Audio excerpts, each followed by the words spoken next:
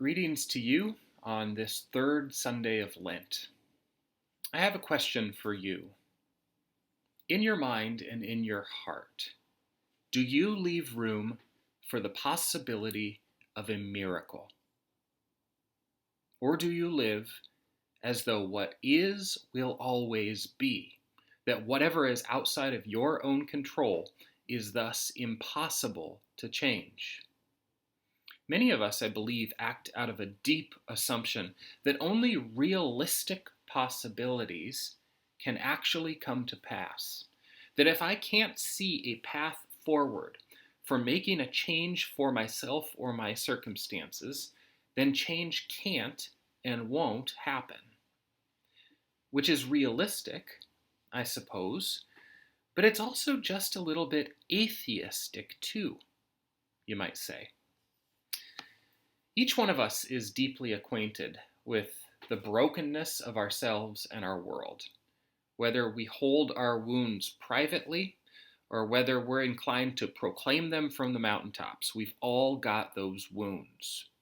Our shame and our failure might be splashed all over our Instagram page like a badge of pride, or it might be a deep, dark secret that we've never even shared with another soul.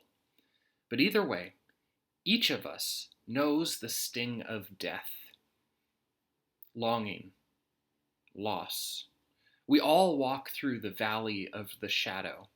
And when we're most honest with ourselves, we all know that there are some wounds and some losses that we bear, which we have absolutely 0% chance of fixing. A relationship that seems damaged beyond repair. A disappointment that haunts us, a mistake or even a sin that can't be atoned for, trauma or abuse at the hands of another person, living or dead, that we cannot undo, the diagnosis of something within our physical body that we literally cannot cure. When we're honest with ourselves, we all know that there are some wounds and some losses which we have 0% chance of fixing. That's called the human condition, and a mature human person owns that reality. But I ask you again, in your mind and in your heart, do you leave open the possibility for a miracle? Do you believe that only what is real is possible? Or could action be taken from outside the system, outside my own capabilities, that might heal what I cannot? These are the questions at the heart of the worldview that Jesus tried to explain to anyone with ears to hear it. These are the questions of our lives, the questions of the human condition, the questions of the season of Lent. This is the challenge that is put to us, to not only admit the truth of ourselves and our real world, but also to humbly accept that someone else might fix what I cannot. In Luke chapter 9, we find a very strange story. It's a physical parable, a scene that's acted out in real time that Jesus uses to guide us in the way of the gospel. We read this in Luke 9, beginning in verse 12. The day was drawing to a close, and the 12 disciples came to him and said, "Send the crowd away, so that they might go into the surrounding villages and countryside to get lodging and provisions, for we here are in a deserted place." But he said to them, "You give them something to eat." They said, "We have no more than 5 loaves and 2 fish, unless we are to go and buy food for all of these people." For there were about 5,000 men. And he said to his disciples, "Make them sit down in groups of about 50 each." They did so, and made them all sit down. And taking the 5 loaves and the 2 fish, he looked up to heaven and blessed and broke them and gave them to the disciples to set before the crowd. And all ate and were filled, What was left over was gathered up, 12 baskets of broken pieces. This is the word of the Lord. Thanks be to God. Why do you think this story is included in the Gospels? Why would Jesus even initiate this kind of spectacle on the mountainside? You might think he was just flexing, demonstrating his power. Maybe. I think you can see it as an affirmation that God cares about our physical needs, a statement that the saving power of Christ has a physical dimension and that bodies matter. True. All of this is true, possibly. But let me tell you, in the context of this chapter, in the context of the message that Jesus is trying to teach us here, I think there is another powerful and personal purpose for the feeding of the 5,000 at this point in the story. Christ is asking his disciples this question. He is asking you this question. In your heart of hearts, in your lived experience, do you leave room for a miracle? Does your world only, always, operate according to what you can make happen, or only what is possible in a realistic sense? Or can God also do more?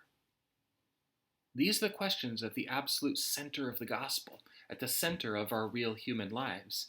And Jesus makes this point crystal clear, I think, just a few verses later. We read beginning in verse 18.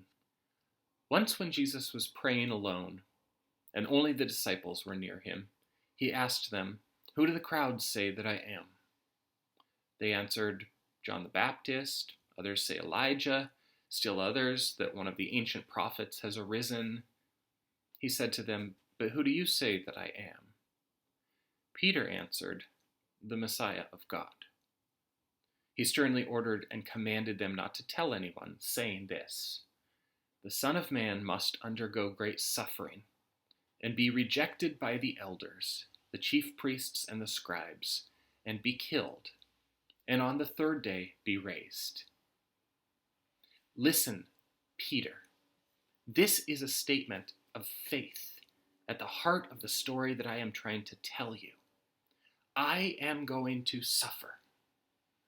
I am going to be deeply wounded.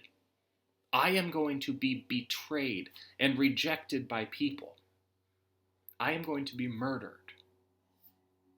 And when all of those horrors have taken place, and when there is nothing left that can be done to fix it, when my power is utterly stripped away, when the terminal diagnosis has run its natural course, when I'm dead, God is going to raise me up. This is the worldview of faith. This is the ultimate image of surrender to a power beyond my own. This is what it means to believe that God can step in and fix things when there is not a realistic possibility left for healing. This is the faith that we are asked to claim for ourselves, right down to this present day. Can we look at the ashes of our reality and still imagine that a new thing is on the way? When your relationship is impossibly broken, and the only thing that remains there is feelings of anger and betrayal. When the one you need to reconcile with is gone into the wilderness or into death. When your deepest longings or dreams or hopes have been squashed and there is no path forward. When you've been robbed of your dignity and your humanity, of your life even, at the hands of another. When your body has finally failed you and the prognosis is terminal. When you look at these ashes in real life, can you believe that in God's hands, the story isn't over yet? Lord, I believe. Help my unbelief. Amen.